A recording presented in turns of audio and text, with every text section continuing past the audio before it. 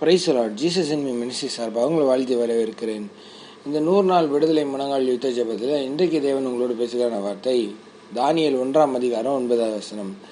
தேவன் தானியேலுக்கு பிரதானிகளின் தலைவனிடத்தில் தயவும் இரக்கமும் கிடைக்கும்படி செய்தார். ஆமனுக்கு பிரியமான தேவசனமே, தேவனுக்கு பிரியமானபடி தானியேல் இருந்ததுனால, அவர் சொன்னதெல்லாம் கேட்டு கீழ்ப்படிந்ததுனால, தேவனுக்கு பிரியமானபடி அவன் நடந்ததுனால, வசனத்துக்கு முக்கியத்துவம் கொடுத்து அந்த வார்த்தைகளுக்கு இடம் கொடுத்ததுனால, பரிசுத்த ஆவியானுக்கு முக்கியத்துவம் கொடுத்ததுனால, அவனோட வாழ்க்கையில எப்பேற்பட்ட தலைவர்கள் இருந்தாலும் அவனுக்கு மேலே இருக்கிற பிரதானிகளாக இருக்கட்டும், ராஜாவாக இருக்கட்டும், எல்லார் இடத்துலையும் தயை கிடைக்கும்படியாகவும் இரக்கம் கிடைக்கும்படியாகவும் தேவன் செய்தார்.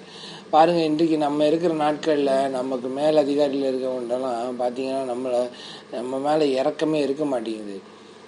அப்போது நம்ம எதனால அந்த காரியங்கள் நடக்குது அப்படின்னு சொன்னால், நம்ம தேவ ஆவியானவர் சொல்லுகிறதான காரியங்களுக்கு நம்ம செவி கொடுக்கறது இல்லை.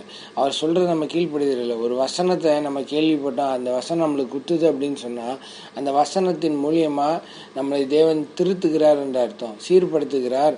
அப்போ நம்மளோட வாழ்க்கையில் நெக்ஸ்ட் லெவல் ப்ரொமோஷனுக்கு கற்று நம்மளை கொண்டு போகிறான்னு அர்த்தம். ஆனால் நம்மளோட வாழ்க்கையில் நம்ம அதை மட்டும் செய்ய மாட்டோம். பைபிள் படி வாழ்கிறது ரொம்ப கஷ்டம் அப்படின்னு நம்மளுக்குள்ளே ஒரு மனப்பான்மையை ஏற்படுத்தி கொள்கிறோம். ஆனால் அப்படி கிடையாது. தேவன் நம்மளுக்கு நன்மையான காரியங்களே நமக்கு போதிக்கிறார். இதுதான் ஒரு விஷயம் நம்மளுக்கு மறுபடியும் நம்மளுக்கு ஒரு விஷயம் தோணுது அப்படின்னு சொன்னால், அது ஒன்று நம்ம ஆசீர்வாதத்துக்கு இருக்கும், இல்லை நம்ம ஆசீர்வாத தடையாக இருக்கும். பாருங்க, அப்போ இந்த நாளில் நம்ம ஒப்பு கொடுத்து ஜெபிக்க போகிறோம். நம்ம தேவன் தானியேலுக்கு தயவும் இரக்கமும் கிடைக்க செய்தது போல, இன்றைக்கு நாம் பார்க்கிற நம்ம செய்கிற எல்லா காரியங்களையும் தயவும் இரக்கமும் கிடைக்க தேவன் கிருபை செய்வார். ஆமென். ஜெபிப்போம். அன்பின் பரலோக தகப்பனே, இந்த நல்லவரை நன்றி செலுத்துகிறோம்ப்பா.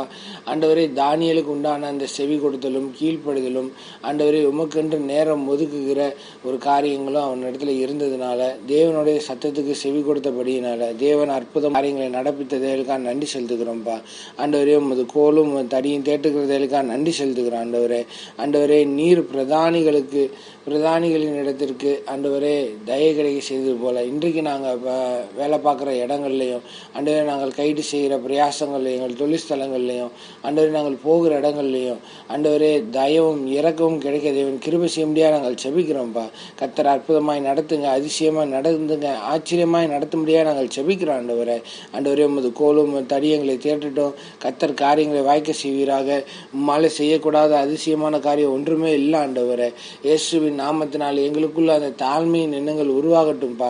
தாழ்மையின் கிருபை சூழ்ந்து கொள்ளும் சொல்லிக்கிறீங்க. ஆண்டவரே உங்களுடைய தயவும், ஆண்டவரே மனுஷ தயவை நாங்கள் காணத்தக்கதாய், ஆண்டவரே இரக்கத்தையும் ஆண்டவரே நீர் எங்களுக்கு கொடுக்கும்படியாக தேவ ஆவியானவர் எங்களை சீர்படுத்தும்படியாக நாங்கள் செபிக்கிறோம்ப்பா. இந்த நாளில் தேவ தயவு எங்களுக்கு கிடைக்கும்படியாக நாங்கள் செபிக்கிறோம்ப்பா.